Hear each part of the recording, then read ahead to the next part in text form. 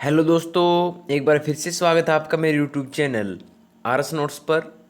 और आशा करता हूं दोस्तों आप सब स्वस्थ होंगे, मस्त होंगे। दोस्तों, सामान्य विज्ञान की कड़ी चल रही है जिसमें आपको एसएससी से लेके बीएड तक के सभी एग्ज़ाम्स के लिए सामान्य विज्ञान के टॉपिक करवाए जा रहे हैं। दोस्तों, टॉपिक वाइज सिलेबस सामान्य विज्ञान का आपको करवाया जा रहा है। दोस्तों, आज का विषय है हमारा भौतिकी विज्ञान और टॉपिक है आधुनिक भौतिकी। आधुनिक भौतिकी ऐसा टॉपिक है दोस्तों जिससे विविध प्रकार से जो है भौतिक विज्ञान के प्रश्न आपको मिलेंगे। बार बार पूछे गए क्वेश्चंस हैं एग्जाम्स में, और यही उम्मीद से कि आगे भी ये क्वेश्चंस एग्जाम्स में देखे जा सकते हैं। तो आप एक भी क्वेश्चन मिस ना कीजिएगा, वीडियो अंत तक देखिए। ये जो है दोस्तों पार्ट 11 होगा। तो आइए दोस्तों शुरू करें।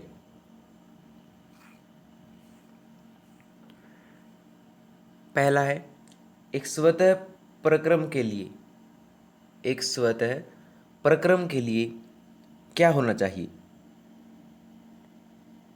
एक स्वतः प्रक्रम के लिए होना चाहिए दोस्तों, ये होना चाहिए जी धनात्मक। कौन जी धनात्मक होना चाहिए दोस्तों? ऑप्शन तीसरा इसका जवाब होगा दोस्तों। ठीक है दोस्तों, ऐसे क्वेश्चंस होंगे जो कि बार बार एग्जाम्स में पूछे गए हैं, तो आप एक भी क्वेश्चन मिस मत कीजिएगा। जो आंसर होंगे आप उनको याद कर लीजिए दोस्तों। अगला, न्यूक्लियर रिएक्टरों में भारी जल का प्रयोग शीतलक के रूप में किया जाता है। भारी जल क्या होता है? न्यूक्लियर रिएक्टरों में भारी जल का प्रयोग शीतलक के रूप में किया जाता है। भारी जल क्या होता है? तो भारी जल होता है दोस्तों हाइड्रोजन के भारी आइसोटोप से युक्त जल होता है। हाइड्रोजन के भारी आइसोटोप से युक्त जल भारी जल कहलाता है दोस्तों। ऑप्शन 4 इसका जवाब होगा।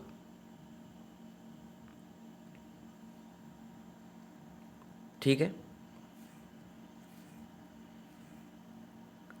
अगला, निम्नलिखित में से कौन सा तत्व प्राकृतिक रेडियो एक्टिवता नहीं दर्शाता है? निम्नलिखित में से कौन सा तत्व प्राकृतिक रेडियो एक्टिविता नहीं दर्शाता है?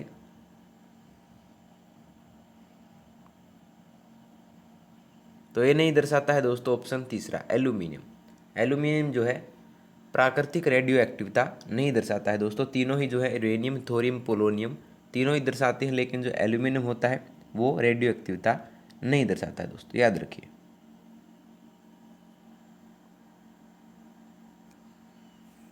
ठीक है, अगला, प्राकृतिक रेडियो एक्टिविता की खोज किसके द्वारा की गई थी? प्राकृतिक रेडियो एक्टिविता की खोज ये की गई थी दोस्तों ऑप्शन तीसरा, हेनरी बैकुरल द्वारा। प्राकृतिक रेडियो एक्टिविता की खोज हेनरी बैकुरल द्वारा की गई थी। ऑप्शन तीसरा दोस्तों।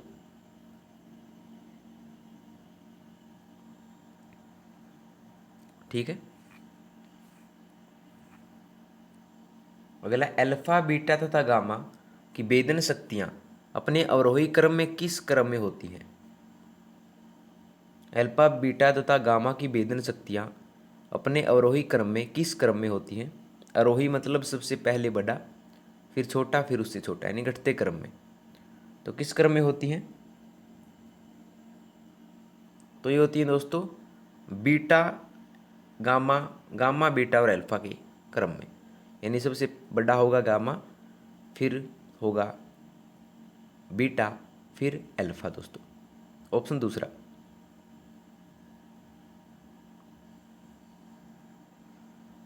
ठीक है दोस्तों, एग्जाम्स में ऐसे क्वेश्चन आते हैं जो कि कंफ्यूज करने वाले होते हैं, तो आपको हर एक क्वेश्चन करवाया जाएगा। अगला, निम्नलिखित में से कौन सा तत्व रेडियोधर्मी नहीं है? रेडियोधर्मी कौन सा तत्व नहीं है?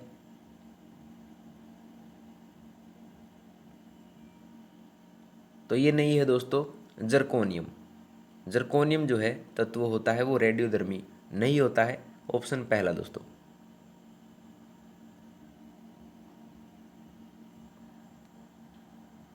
ठीक है, चलते हैं अगले पर। कि न्यूक्लियर रिएक्टरों में विमंदकों का प्रयोग किस लिए किया जाता है। न्यूक्लियर रिएक्टरों में विमंदकों का प्रयोग किस लिए किया जाता है। तो ये किया जाता है दोस्तों न्यूट्रॉन मंद करने के लिए। न्यूट्रॉन मंद करने के लिए न्यूक्लियर रिएक्टरों में विमंदकों का प्रयोग किया जाता है। ऑप्शन पहला दोस्तों।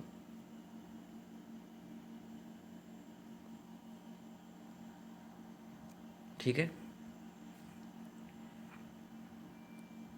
अगला, फोटान की कण बनने की प्रकृति निम्नलिखित में से किस पर टिकी होती है। फोटोन की कण बनने की प्रकृति निम्नलिखित में से किस पर टिकी होती है। तो ये टिकी होती है दोस्तों प्रकाश विद्युत प्रभाव पर। प्रकाश विद्युत प्रभाव पर फोटोन की कण बनने की प्रकृति टिकी होती है। ऑप्शन पहला दोस्तों। ठीक है।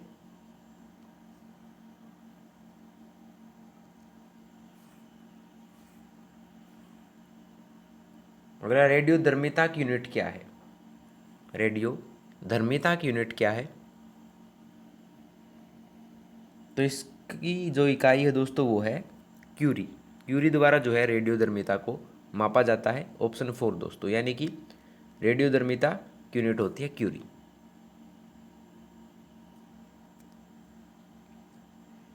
ठीक है। चलते हैं अगले पर कि पदार्थ की तरंगें किस प्रकार की होती हैं। पदार्थ की तरंगें किस प्रकार की होती हैं। तो पदार्थ की तरंगें दोस्तों ये होती हैं ऑप्शन 4 द ब्रोगली तरंगें। पदार्थ की तरंगें द ब्रोगली तरंगें प्रकार की होती हैं। ऑप्शन 4 दोस्तों।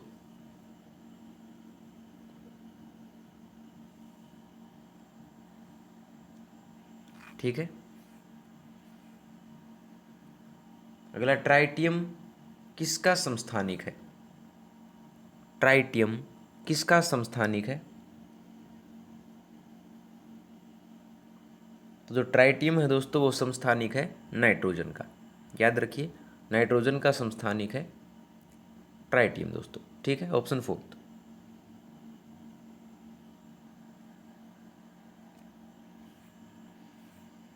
अगला देखते हैं हम कि प्रकाश विद्युत प्रभाव धातु की सतह से किस स्थिति में इलेक्ट्रॉनों के निष्कासन के रूप में व्याख्यायित किया जाता है।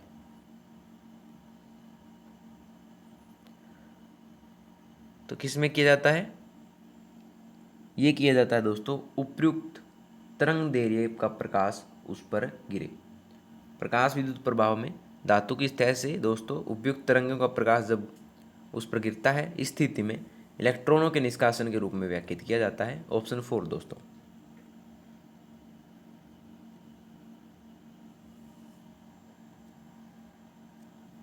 ठीक है।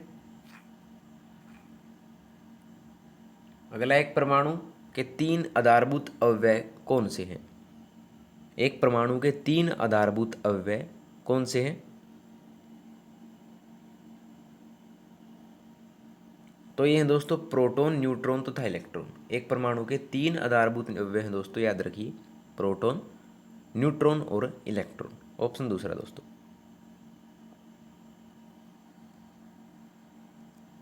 हर क्वेश्चन इंटरेस्टिंग होगा दोस्तों, आप वीडियो के साथ अंत तक बने रहिएगा। अगला, एक्स किरणें किस प्रकार की तरंगें हैं।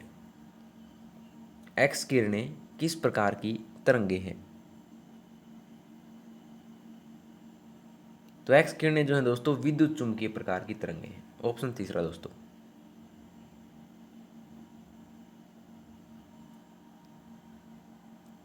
ठीक है। अगला, गामा किरणों की अधिकतम साम्यता किसके साथ होती है। गामा किरणों की अधिकतम साम्यता किसके साथ होती है। तो ये होती है दोस्तों एक्स किरणों के साथ। गामा किरणों की अधिकतम साम्यता एक्स किरणों के साथ होती है। ऑप्शन तीसरा इसका जवाब होगा दोस्तों।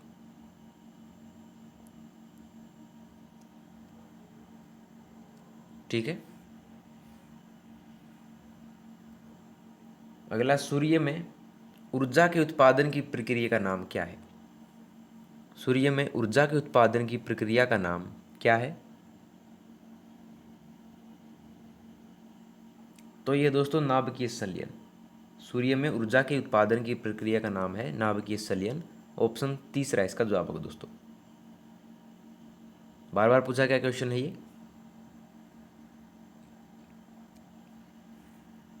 अगला देखते हैं कि चर्म रोग के उपचार में प्रयोग किया जाने वाला रेडियो आइसोटोप कौन सा है? दोस्तों मोस्ट इंपॉर्टेंट क्वेश्चन आपके सामने है कि चर्म रोग यानी दो त्वचा के रोग होते हैं, उनके उपचार में प्रयोग किया जाने वाला रेडियो आइसोटोप ये है दोस्तों, ये है रेडियो फास्फोरस। ऑप्शन तीसरा दोस्तों।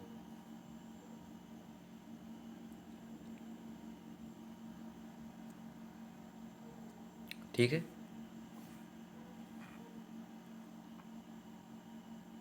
अगला, किसी रेडियो सक्रिय पदार्थ का आधा जीवन 4 महीनों का होता है, उसका 3/4 भाग कितने महीनों में नष्ट हो जाता है? किसी रेडियो सक्रिय पदार्थ का आधा जीवन 4 महीनों का होता है, उसका 3/4 भाग कितने महीनों में नष्ट हो जाता है? तो ये नष्ट हो जाता है दोस्तों 8 महीनों में। ऑप्शन दूसरा दोस्तों। ठीक है, 3/4 भाग जो है 8 महीनों में नष्ट हो जाएगा।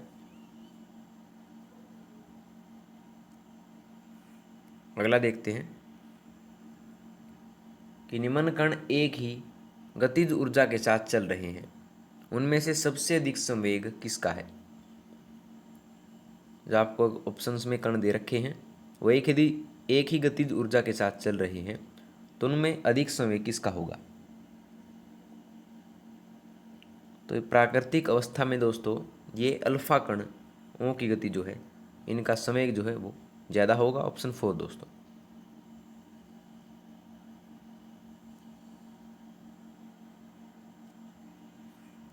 ठीक है।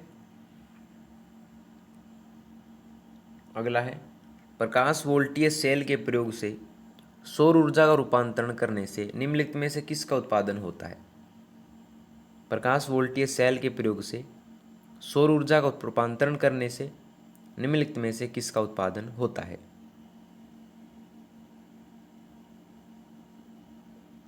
तो ये उत्पादन होता है दोस्तों विद्युत ऊर्जा का। ऑप्शन दूसरा दोस्तों।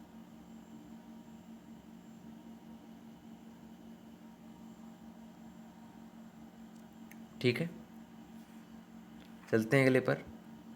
यूरेनियम विखंडन की सतत प्रक्रिया को जारी रखने में किस कण की जरूरत होती है? यूरेनियम विखंडन की सतत प्रक्रिया को जारी रखने में किस कण की जरूरत होती है? तो ये होती है दोस्तों न्यूट्रॉन की। न्यूट्रॉन कण की जो है जरूरत होती है यूरेनियम विखंडन की सतत प्रक्रिया को जारी रखने में दोस्तों। ऑप्शन तीसरा।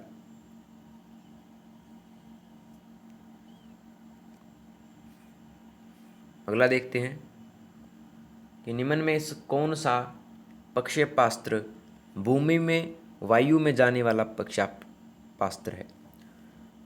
निम्न में कौन सा प्रक्षेपास्त्र भूमि में वायु में जाने वाला प्रक्षेपास्त्र है? तो ये है दोस्तों त्रिशूल। त्रिशूल जो है भूमि में वायु में जाने वाला प्रक्षेपास्त्र है। ऑप्शन पहला दोस्तों।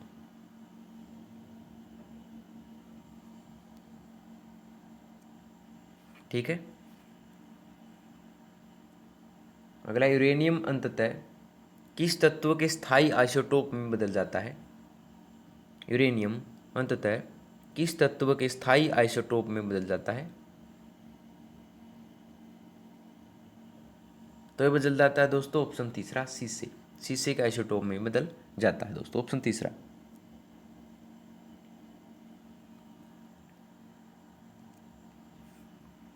ठीक है। अगला, एक्स किरणों की खोज किसने की? एक्स किरणों की खोज किसने की थी? दोस्तों मोस्ट इंपोर्टेंट क्वेश्चन, एक्स किरणों की जो खोज की थी ये की थी रोंटगन ने। ऑप्शन दूसरा इसका जवाब होगा दोस्तों।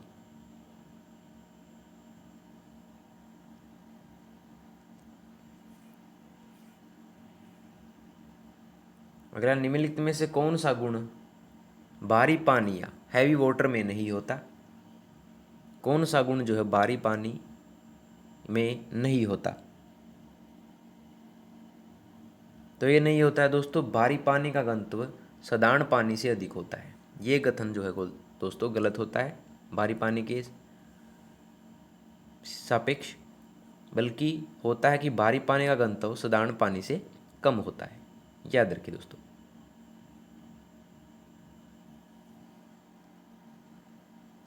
ठीक है,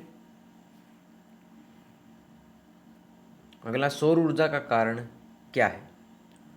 सौर ऊर्जा का कारण क्या है दोस्तों? मोस्ट इंपॉर्टेंट क्वेश्चन आपके सामने है। सौर ऊर्जा का कारण है दोस्तों, ये होती हैं संलयन अभिक्रियाएं। सौर ऊर्जा का कारण संलयन अभिक्रियाएं होती हैं। ऑप्शन पहला दोस्तों।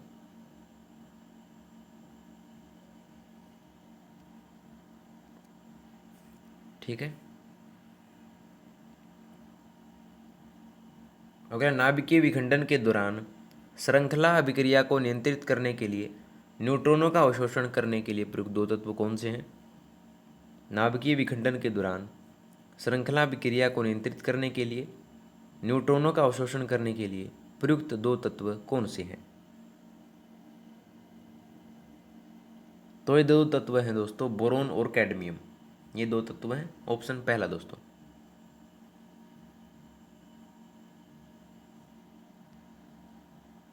ठीक है, अगला, एस चंद्रशेखर का नाम निम्नलिखित में से किस क्षेत्र के साथ जुड़ा हुआ है? एस चंद्रशेखर का नाम जो है दोस्तों किस क्षेत्र के साथ जुड़ा हुआ है?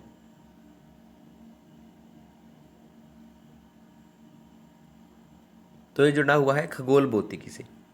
एस चंद्रशेखर का जो नाम है वो खगोल भौतिकी क्षेत्र से जुड़ा हुआ है। ऑप्शन 4 दोस्तों।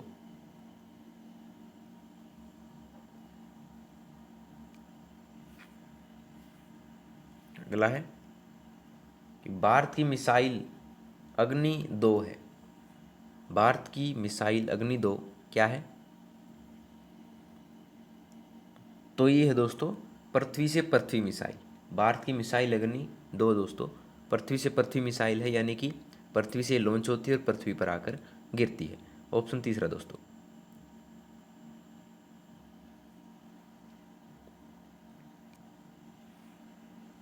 ठीक है, अगला, निम्नलिखित में से वह व्यक्ति कौन है जिसे भारतीय मिसाइल प्रौद्योगिकी का पिता कहा जाता है? निम्नलिखित में से वह व्यक्ति कौन है जिसे भारतीय मिसाइल प्रौद्योगिकी का पिता कहा जाता है? तो ये कहा जाता है दोस्तों, सबको याद होगा, डॉक्टर APJ अब्दुल कलाम को कहा जाता है। ठीक है, मिसाइल प्रौद्योगिकी का पिता या मिसाइल मैन जिसे कहा जाता है। ऑप्शन दूसरा दोस्तों।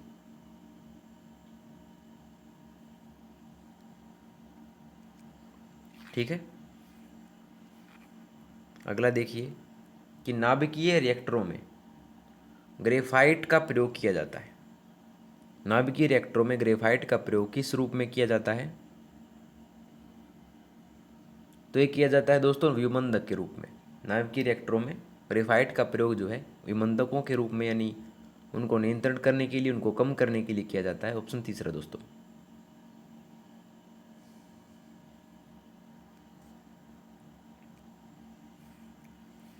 चलते हैं अगले पर।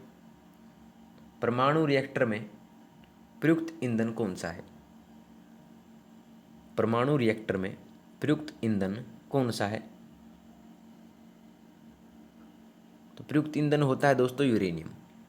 परमाणु रिएक्टरों में यूरेनियम जो ईंधन होता है। ऑप्शन 4 दोस्तों।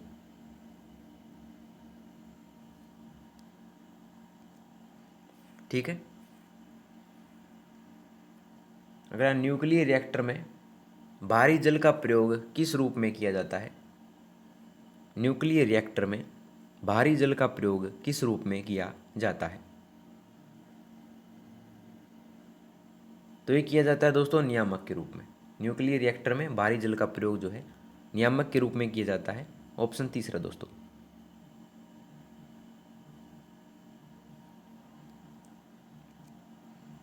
ठीक है, अगला, परमाणु शक्ति संयंत्र किस सिद्धांत पर काम करता है? परमाणु शक्ति संयंत्र किस सिद्धांत पर काम करता है दोस्तों? तो ये काम करता है दोस्तों, याद रखिए, ऑप्शन पहला, विखंडन के सिद्धांत पर। ऑप्शन पहला दोस्तों।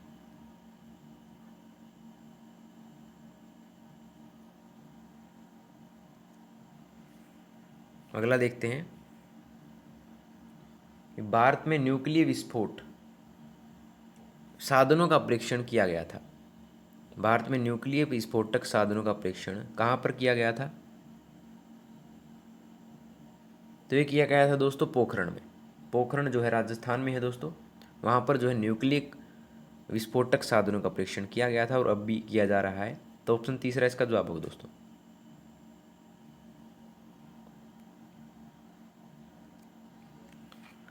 अगला देखिए कि ओटो हान किस आविष्कार के लिए प्रसिद्ध है?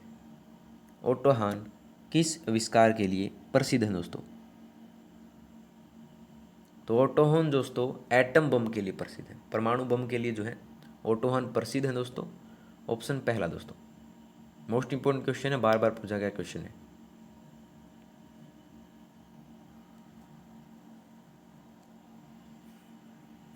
चलते हैं अगले पर कि किसी लेजर यथा नियोन लेजर में सभी परमाणु प्रकाश तरंगें उत्सर्जित करते हैं।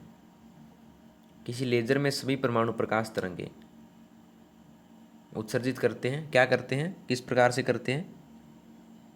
ये करते हैं दोस्तों एक ही आवृत्ति की, एक ही आयाम की और एक ही कला या फेज की। ये लेजर जो है इस प्रकार की जो प्रकाश तरंगें उत्सर्जित करते हैं। तो उपरोक्त सभी की। ऑप्शन 4 दोस्तों इसका जवाब होगा।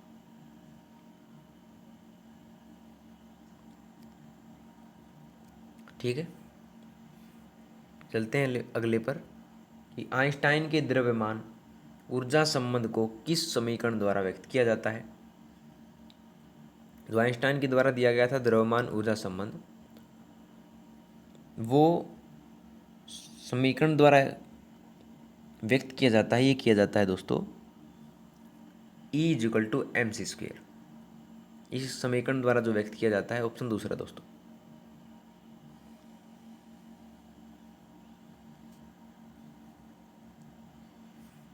ठीक है,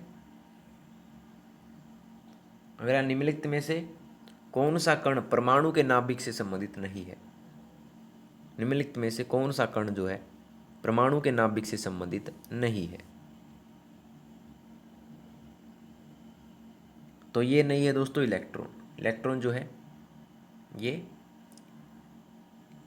परमाणु के नाभिक से संबंधित नहीं है। ऑप्शन पहला दोस्तों।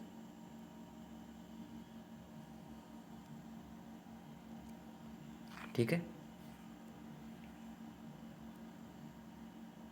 अगला हाइड्रोजन स्पेक्ट्रम की व्याख्या सबसे पहले किसने की थी? हाइड्रोजन स्पेक्ट्रम की व्याख्या सबसे पहले की थी दोस्तों, ये की थी नील्स बोर ने। नील्स बोर ने यह व्याख्या की थी। ऑप्शन तीसरा दोस्तों।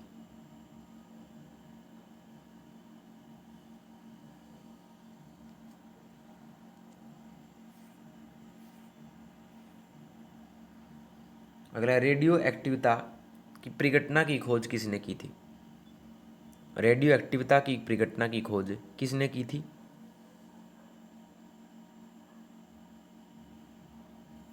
तो ये की थी दोस्तों, याद रखिए, बैकुरल ने। रेडियो एक्टिविता की परिघटना की खोज जो है दोस्तों बैकुरल ने की थी। ऑप्शन 4 इसका जवाब होगा दोस्तों।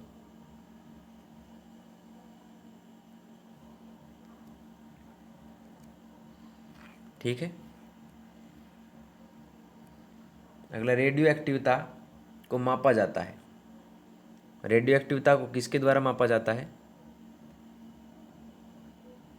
तो रेडियो एक्टिविता को दोस्तों याद रखिए गाइगर मूलर काउंटर द्वारा जो है मापा जाता है। ऑप्शन पहला दोस्तों, गाइगर मूलर काउंटर द्वारा।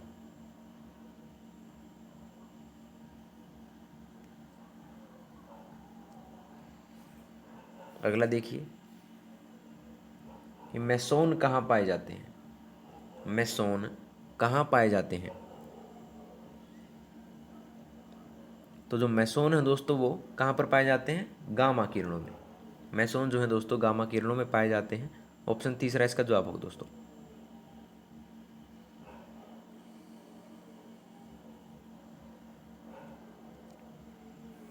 ठीक है, तो अगला है, यूरेनियम के रेडियोएक्टिव विघटन के फलस्वरूप अंततः क्या बनता है?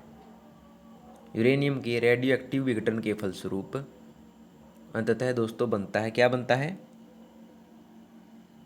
ये बनता है सीसा या लैंड। ऑप्शन 4 दोस्तों।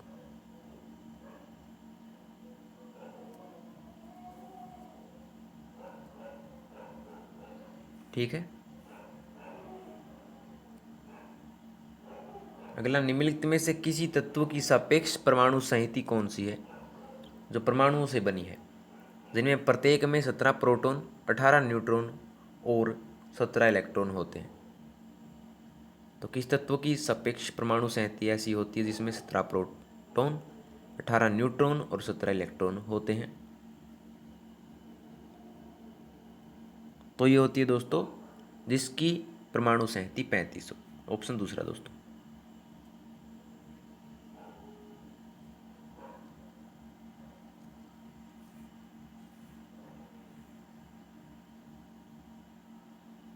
अगला, निम्नलिखित में से कौन सी घटना पहले हुई थी? निम्नलिखित में से कौन सी घटना जो है पहले हुई थी? तो ये हुई थी दोस्तों गुगली एल्मो मार्कोनी ने प्रथम बेतार संकेत भेजे। ये घटना जो है दोस्तों इन तीनों से पहले हुई थी। ऑप्शन तीसरा दोस्तों कि गुगली एल्मो मार्कोनी ने प्रथम बार बेतार संकेत भेजे थे दोस्तों।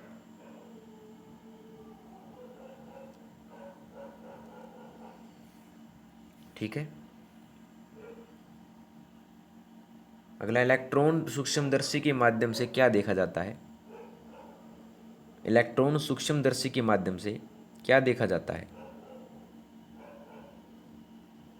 तो ये देखा जाता है दोस्तों जीवाणु तथा विषाणुओं की संरचना। इलेक्ट्रॉन जो सूक्ष्मदर्शी होता है उसके माध्यम से जीवाणुओं तथा विषाणुओं की संरचना को देखा जाता है। ऑप्शन दूसरा इसका जवाब होगा दोस्तों।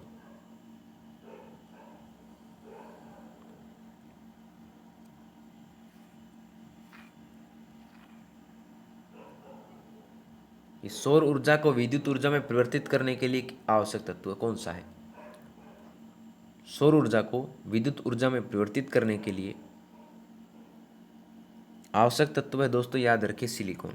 ऑप्शन दूसरा दोस्तों।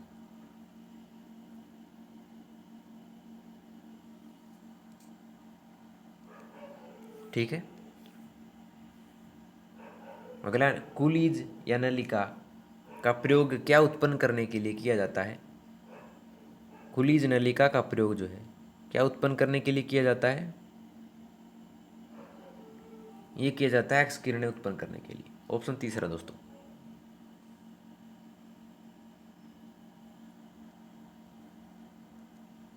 ठीक है, और अंतिम दोस्तों इस टॉपिक का कि लेजर का आविष्कार किसने किया था? मोस्ट इंपोर्टेंट क्वेश्चन है दोस्तों। लेजर का आविष्कार किसने किया था? तो ये किया था दोस्तों टी.एच. मेहमा ने। लेजर का आविष्कार जो है टी.एच. मेहमा द्वारा किया गया था। ऑप्शन तीसरा इसका जवाब होगा दोस्तों। ठीक है, तो लीजिए दोस्तों आपकी वीडियो होती है यहाँ पर कंप्लीट। अगर आपको वीडियो पसंद आई हो तो वीडियो को लाइक शेयर और कमेंट करके जरूर बता दीजिएगा, और आरएस नोट्स चैनल को सब्सक्राइब कर लीजिए दोस्तों। तो मिलते हैं आपसे अगली वीडियो में नए रोचक प्रश्नों के साथ। तब तक के लिए धन्यवाद दोस्तों।